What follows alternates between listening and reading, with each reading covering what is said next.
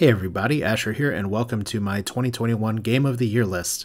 It's been a lot of fun on this channel to bring back Free Play Friday, and after having a chance to look at a number of games throughout the year, it's time for me to do the thing that you do at the end of the year, which is to put them in some kind of ranking. My rankings are based on enjoyment, but before we get started into that, I want to take a quick glance at two things here. First off is that this is going to be a list of games based off of what I've covered in Free Play Friday, but it's games that did not eventually turn into a series. So let's highlight those now. Dawn of the Mexica, which is an amazing solo effort, very difficult roguelike. Star Sector, excellent game. It's on the channel all the time. War Sim, which is also an excellent game that I do want to revisit and play on a much higher difficulty for a shorter setting. Humankind, we'll get to that in a second. Remnants of the Precursors, which just released on Christmas Day, very exciting. The Last Spell, which shows promise but definitely needs work in early access. And High Fleet, a game that I can honestly say I like a lot, but I am not good enough to play it. So those are the games that we did Free Play Friday on here. I also did just want to take a quick peek and say, here's a list of games in order of my enjoyment for the Steam Next Fest, because I covered a bunch of them throughout the month. That's why we didn't get 52 Free Play Friday list here. I do want to just point out two things here. First off, Terra of the Hemosaurus is a great, hilarious game that still has a demo available. It's very violent, it's very bloody, but the gameplay is so satisfying. On the other end of the spectrum, Mecha Jammer did fully release, and I've just got to say, I feel really vindicated. This is by far the worst demo I've ever played in a Steam Next Fest. And yeah, there are people that are hyping up the game based off of literally just art and concept art. And this is a great example of when the rubber hits the road. If the gameplay is not there and it sucks, the game's going to suck. Two more things to get into. You know, I love just stacking my boxes and then knocking them aside. First off, we have honorable mentions. I'm going to be doing a top 10 list, and these are games that just barely did not make the cut. Dodgeball Academia, Golftopia, Tetris Effect, and Trails of Fire. There's reasoning for all of them, but they're still worth checking out, so I did at least want to highlight here. Meanwhile, on the other end of the spectrum, we have the not so honorable mentions, the Hall of Not Very Good. And this may be a little bit surprising for some of you here, but there's four games here that I will just say really fell off a cliff for me, and either I didn't enjoy it from the start or I ended up not enjoying it. The Ascent, which is the only game in this list that I fell asleep twice while recording. Turnip Boy Commits Tax Evasion, which the humor just fell flat, and in a game about comedy, ugh. Humankind, if that's Amplitude Studios' magnum opus, good lord, you need to go back to school or something, because the release was just terrible, and it's going to take a whole ton of patching to fix. And I think even a year out, it's not going to be ready for where it should have been. And then the Rift Breaker, which may surprise some of you because I actually had a very positive impression from my initial play of it. But as I played it a little bit more, it's one of those games that's really just kind of like, that's it. That's all there is to it. And see, that's where I am making this list and looking through Free Play Friday. It's about sort of my taste, my enjoyment, and if you follow this channel for a while, you kind of get a sense of there's some things that I look for in a game, and hopefully this list highlights it a little bit. So I'm going to try to give each of these games a little bit of time, a little bit of their due. So let's move on to the top 10. At number 10, we have Dungeon Death Ball, a game that just looked kind of like a joke when I first saw it, but it is a very surprisingly fun, compelling, tactical strategy dodgeball game. I love the pixel art. I love the replayability. The challenges that you get between levels definitely give you a chance to try some different strategies.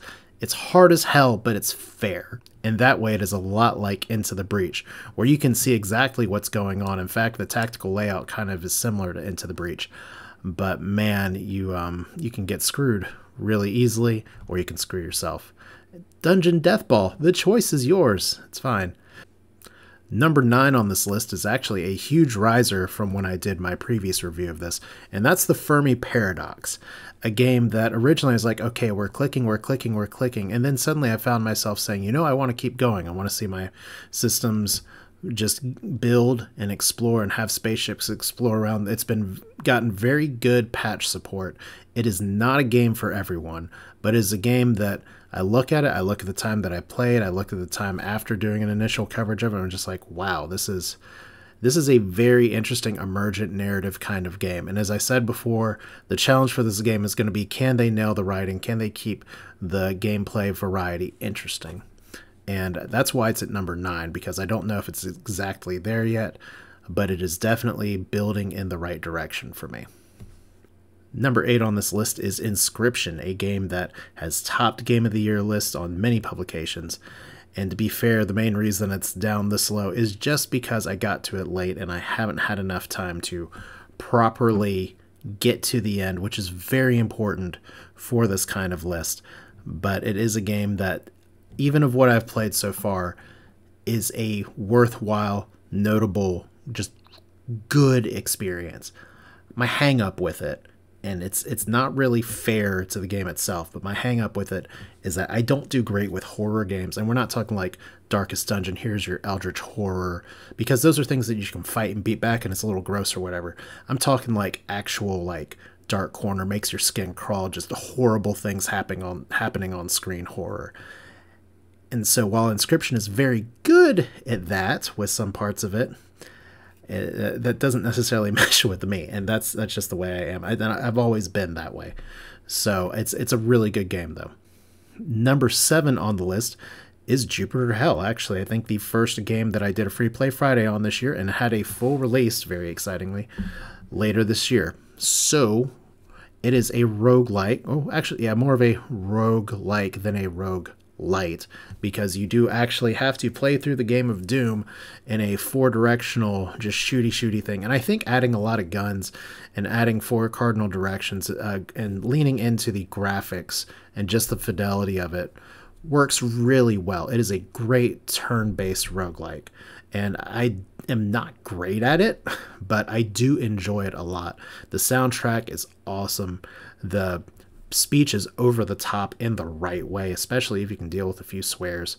It's just a damn masterpiece to that extent. And honestly, I look at this list and I say, Jupiter Hell, for a game that I like so much, how is it down at number 7? And I think the reason for it is just because this has been a really good competitive year for independent games. You hear about a lot of development issues between 2020 and 2021, and yeah, that's true, but Jupiter Hell is a hard hitter, and if you're into roguelikes, it's one I'm sure you've heard of, that or Doom RL.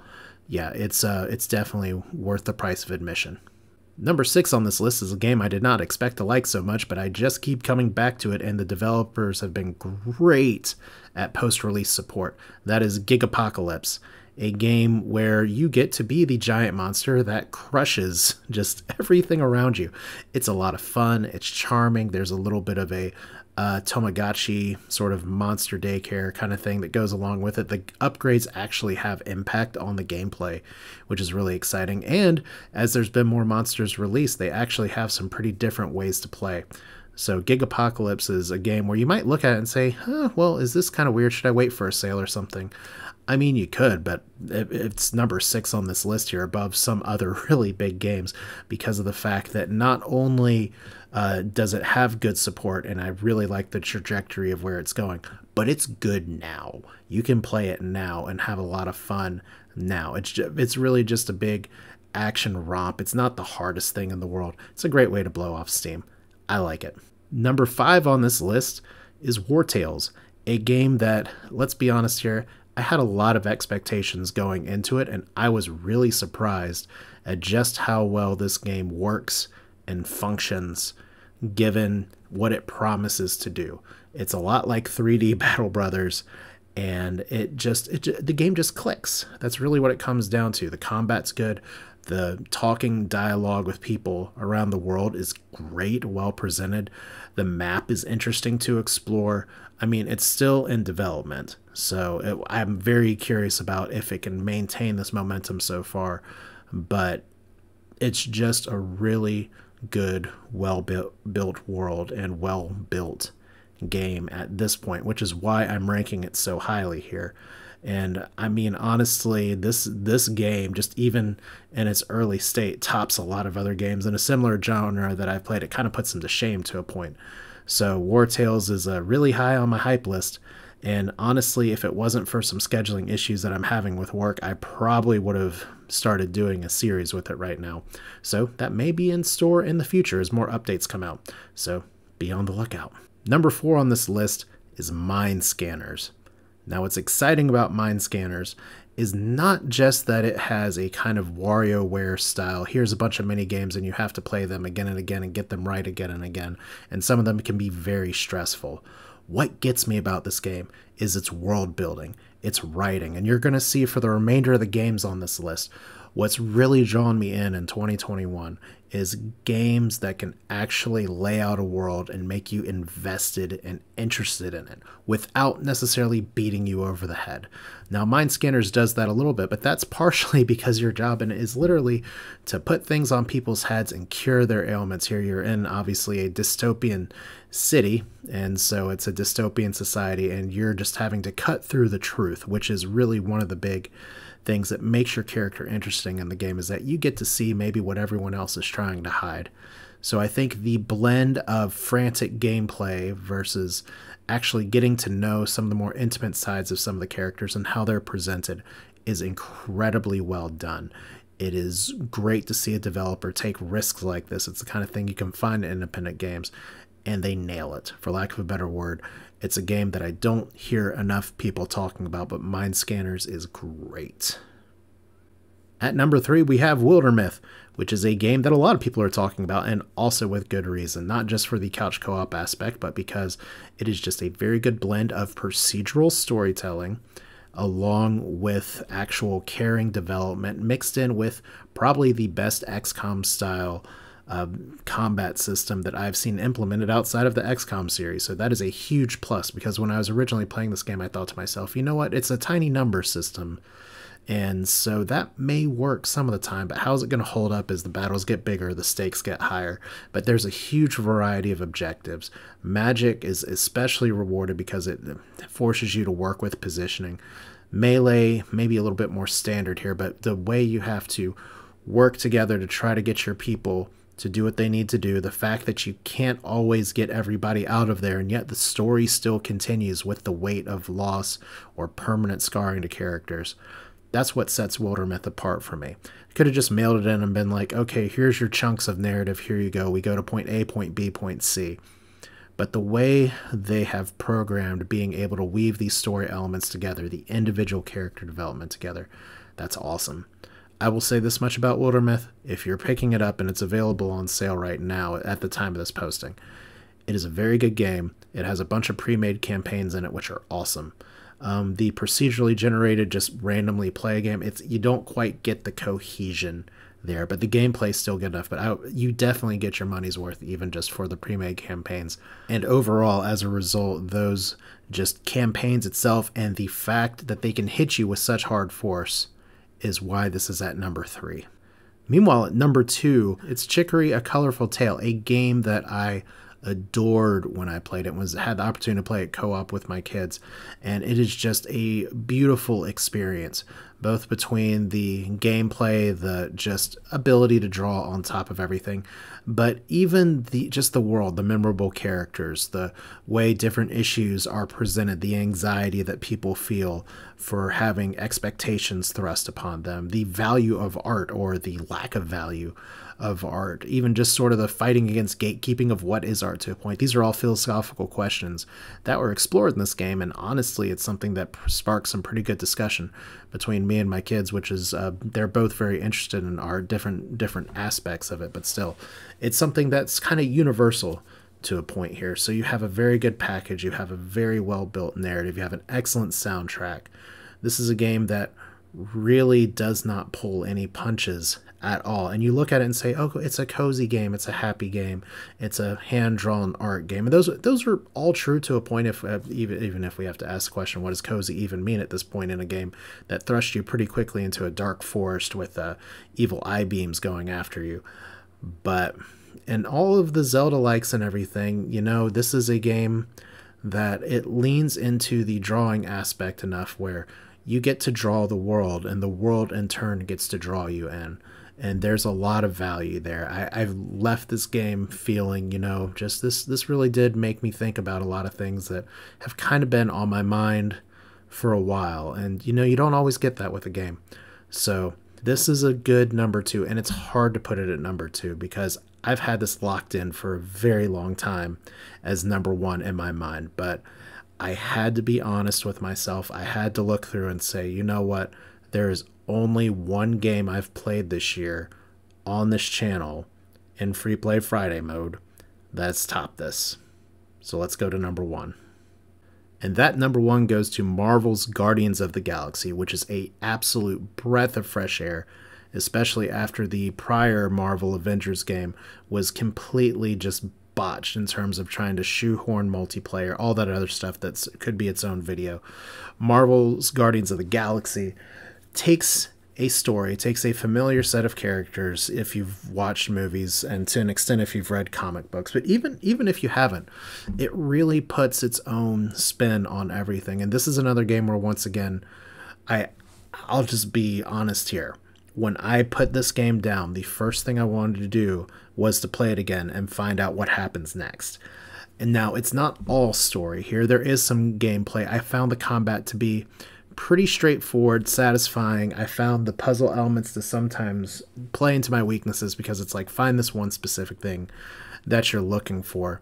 But they all still work very well as window dressing for let's continue to go through and push through the narrative. And what got me with this game, I think, is that there's all these, I talk about this in script writing when I talk about it, which I haven't done much on the channel, but I will be in the future.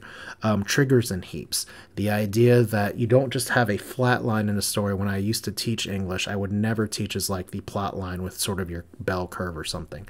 You have your heaps of moments, your just narrative, here's the place where you are, and then you have a trigger that goes to the next heap, and that trigger is a certain inciting event that happens that keeps going. So it's never just like one line, it's everything just kind of jumps back and forth. And Guardians of the Galaxy's pacing is very good. The voice acting is amazing. The licensed soundtrack is obviously a bonus, but it's really what gets me going. It's just how everything works together. I thought this is a far superior portrayal of Star-Lord than what's been in the movies, and I think that's really helpful because you have an otherwise familiar cast of characters with their own spin on it. And this is a game that it's not afraid to take an established movie franchise with 2 very popular movies and a 3rd sequel on the way, and let these characters be themselves in a totally different light and not be the exact same thing.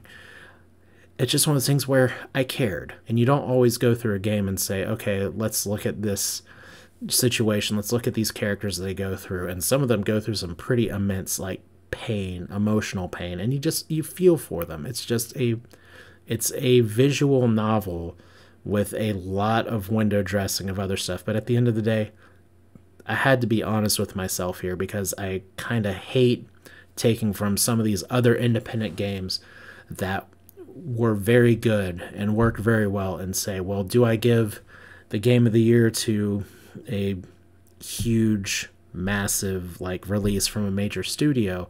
Is that a fair comparison? And I think that it is, because at the end of the day, once again, my criteria here is what did I enjoy? And the level of enjoyment that I got with this game is just astounding. Like I went in with it just sort of like, okay, my kids like this game, I'll just play it and they can laugh at Rocket and Groot and all that. But no, it was a game that just captured my imagination, and I highly, highly, highly recommend it. And that's why it's at number 1. So here's the list again.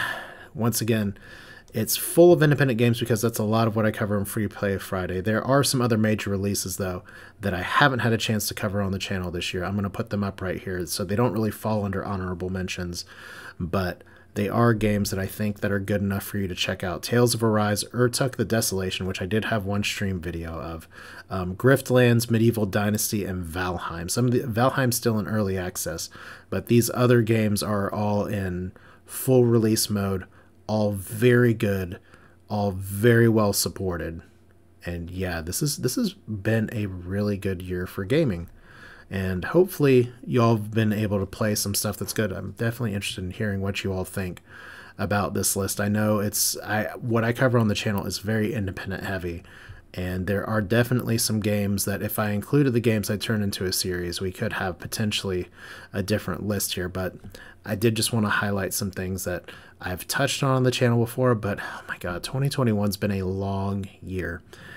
And if you want to see a full-on return of Free Play Friday, I'd also love to hear that in the comments as well, because I do get to see the analytics. I do get to see kind of behind the wall here. It's very cool to see such a dedicated viewership that's like, you know what, I want to see this on Friday, and I'm going to watch this whole thing and kind of see the impressions here. So I do have some other plans for the channel here, but this is a core tenet of it and something I value and would like to keep doing. So if there's some suggestions you have for ways that you'd like to see me improve the segment or anything like that, let me know. Once again, Game of the Year, not necessarily the one that everyone else is picking, but in terms of what I've played, what I've enjoyed, I think it was really hard to narrow it down to 10. And the top 3, Wildermyth, Chicory, and Marvel's Guardians of the Galaxy, rise above the rest of them. But I couldn't lie to myself. Guardians of the Galaxy. It's 2021. It's a game that takes the dumpster fire that's this year and gives you some hope that, you know what, maybe there is something good on the other side of all this madness. So that's it for now. This is Asher. Thanks for watching. There's going to be a few more videos this year, obviously, but this is kind of the next to last or last channel meta kind of thing, depending on what my schedule ends up letting me do next week. So once again, thanks for watching. Thanks for sticking around. It's been a lot of fun getting to know you all this year, and I'm looking forward to doing this some more in the future. So you all take care. Have a great one.